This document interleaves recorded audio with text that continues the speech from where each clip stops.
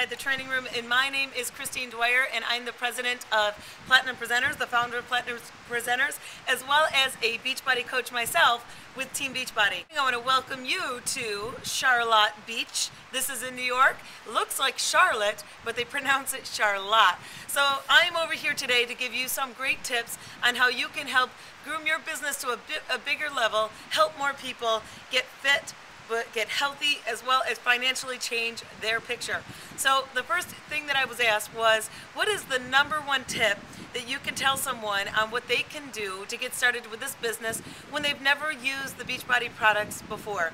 Well, if you are starting this as a business for yourself, there's no way possible you can be hugely successful in this business if you don't know the products. So my #1 tip would be is just choose something. Choose something so that you can get familiar with the quality of the products that Beachbody represents, as well as how they feel for you or how they work for you, the workouts or the nutritional programs. So my #1 tip is to make sure that you at least choose something, get familiar with it, so that you can easily talk about the company that you're representing. My next question was, how long do you wait to follow up with someone after you showed them the business or even sent them a sample or gave them an example workout? This is really going to be a hard answer to give, and because there's really no one answer of exactly make sure you follow up in 7 days. There is none of that. Really, it comes down to the person and what their objective is and what their goal is and why they came to you or why you thought of them to really kind of expose them to the product or the company that you have done that for. So for instance, if someone came to me and they were looking to look in the business, I initially would send someone over to watch the presentation. I'll never send someone to the watch the presentation and then never set a follow-up time with them. So if I'll send someone to the presentation, I say, hey, can you watch it sometime this weekend? Are you available at all this weekend? And if they say, yeah, you know, Sunday morning's a quiet time, the kids usually sleep in, that's probably a joke, right? I can probably watch it on Sunday morning. Then on Sunday morning, what I'm going to do then is follow up with you. Do you have any time, maybe Sunday later on or maybe Monday? I set up the follow-up time for them. So rarely, never send someone to the presentation and then just wait for them to come running back to you. If they're interested, they're going to come back to you for some questions. Yes, they might beat you to it type of deal. That happens to be a lot. A lot of people watch the presentation and they're so excited to get rolling with it that they come running back to me before my scheduled follow-up time with them. So for instance, if it's now with Shakeology, say you sent them a sample of Shakeology and you want to see, you know, how long do you wait before you actually go and find them? If I mail it to someone, I have to wait for the mailing time, but realistically, give them some time to use it. So initially when they get it, they're probably not going to immediately use it that day. I just kind of wait a couple days thereafter and then just follow up with them to kind of see, you know, what did you think about it? How did you make it? And that's really kind of the basics with it. There's really no real answer. You just need to make sure that you have a follow-up system that you can use. But what I would also suggest is this, is that most of the time when people are trying to figure out, you know, when do I get back in touch with someone, say it's someone you met on social media and you really don't know them that well, be careful that you're not just talking to this person because of the business. Really, that's a turnoff. And when someone is just talking to me only for what I can do for them or accelerate their business, I really don't want to have anything to do with them.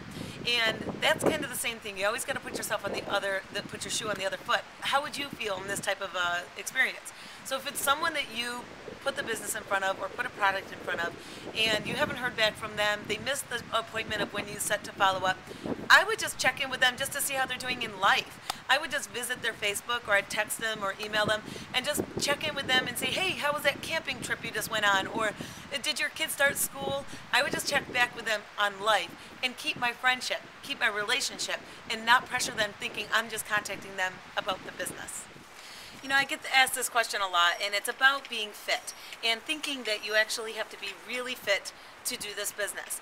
And you don't have to be at all. Honestly, my story is this, is when I started as a Beachbody coach, I started in June of 2008, and I was actually pregnant. I think I was around 6 months pregnant or so. It didn't limit me from doing the business. Yeah, it may have limited me from being able to use the vitamins or some of the shakes that were out at that time, because this was 2 years ago before Shakeology, but I basically was just helping people in general. I'm not trying to sell anyone anything, and if you're focusing on trying to sell someone on something, then that's where you're missing the boat.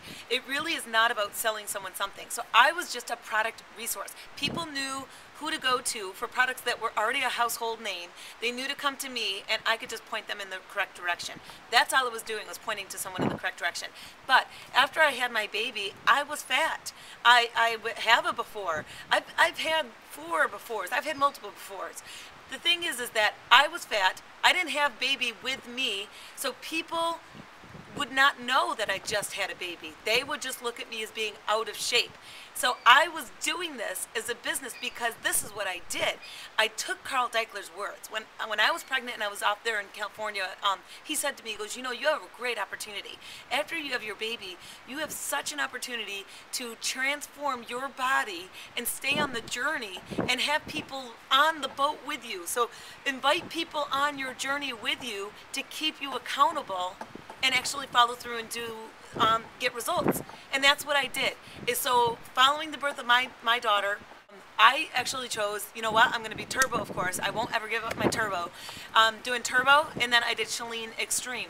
And for the month of January of '09, I lost 17 pounds in my first month with Chalene Extreme. Now again, people didn't know that I was a fitness professional or that I've never been out of shape. I was a fat person out of shape, being a Beachbody coach, because I invited the world with me to help me.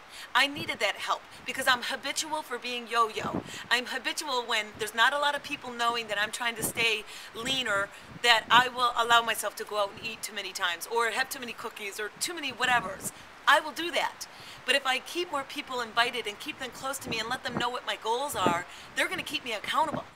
Don't wait before you're fit to become a Beachbody coach. You can be that example that someone needs to see, because not everybody is going to be motivated by someone who is uber fit. Someone might be motivated by you because they look like you. And if you invite them to be on your journey, that's where you're going to have success. So just do it, because you are going to have so many arms wrapped around you, helping you stay accountable. It really is amazing. That is the missing piece of the puzzle. Trust me. Trust me. Trust the many people around you. It works.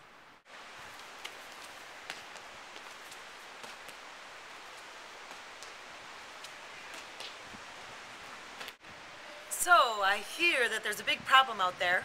Many of you are getting so many people around you using the Beachbody products, but they're just not joining up as a coach. You've tried to convince them to come into the coaching business for the discount, but they don't want to hear it. They don't want to hear it. Why? Why not? Why aren't they doing this? Well, you know what? Stop focusing on the same people. It's not about talking to the same people over and over and over and over and over and over again, because guess what? You're going to be a hound. You're going to be a nag. No one wants to hear you. It's that salesperson that jumps on you. You don't want to be that person. So really it comes down to this. You got to talk to more people. That's it. You got to help more people. Did you hear me say that again? Help more people. Be that support structure for so many more people. This is what it comes down to. A lot of times when people start using a product, say Shakeology, Turbo Jam, Insanity, P90X, whatever they're getting, they're going to start using it.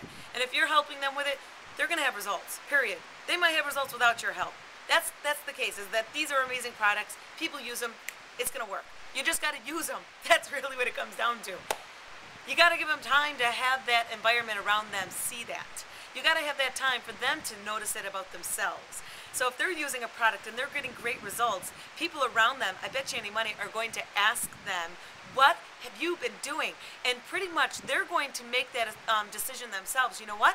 I am a person that people are coming up to. I am helping people. I am being a tool and a tour guide for people. Maybe I can do this. So it's a matter of you just staying involved with them as being a support structure and a pillar of support for them, because that's really going to help. If you are not nagging them about joining the business, they'll make that decision themselves. But just keep working with so many more people. Focus on not the few around you, because if you do that, it's not going to work, period. It won't. If you can make yourself a pillar of support for so many people around you, they're going to trust you. They'll come to you for help. That's what it boils down to, is be a support structure, be that tour guide, just be a helpful accountability person that when someone needs you, they will. But you do that for more and more and more and more people, just like these birds. Can you see these birds? You do that for all of these birds instead of just one. you're going to see a difference. And finally, what are some of the key words that you can listen to when you're talking to someone or maybe even conversing online to know if this person is serious about the business and how you can move forward? Well, it really comes down to, for instance, if you're talking to someone in person, body language is huge. You really got to pay attention to someone's mannerisms. And a book that I would suggest that you read, if you haven't already read, is something called Personality Plus. And Personality Plus really teaches you, first of all, about your personality, as well as, of course, the different other types of personalities out there. Now, you might be a little bit of all different categories, but you're always going to be dominant in one of them. So, for instance, the category that I'm dominant in, and if anybody knows me, they know that I am a choleric. And what a choleric is someone is just, task-driven, order, let's just get it done, move on type of person. That's just how I am. I like to get things done, move on, let's go. And there's different other kinds of personalities, of course, out there. That's just not my only personality. Of course, I'm a sanguine as well, I believe. Just love having a good time with people. But really, it comes down to having an understanding of how to read people. Of course, body language, you can read up about how to understand someone's body language, facial expressions, eye contact, the rate of speech and what the person's doing. So just some basics. Again, if you're talking to someone in person, body language is, of course, they're closed off if they're standing there like this. If they're not interested, they are looking for a way out. Another thing to pay attention to on body language is their distance to you. If they are nervous that you're going to kind of rope them into something, or they're not interested, they're going to start to pull back. If they're interested, they might lean in. That's what some basic common gestures that you can look for. Moving up into their face, of course, their eyes. Looking at you with intent and looking at you in your eyes, that's going to show that they're interested. But if their eyes are skating, if they're looking down, if they're looking at their watch, if they're trying to be on their phone, they're not interested. And that's when they're not paying attention. So stop trying to convince people if you're seeing that happen. But some key words that they can say is just really wanting to know more about it and really just paying attention to the type of questions that they ask.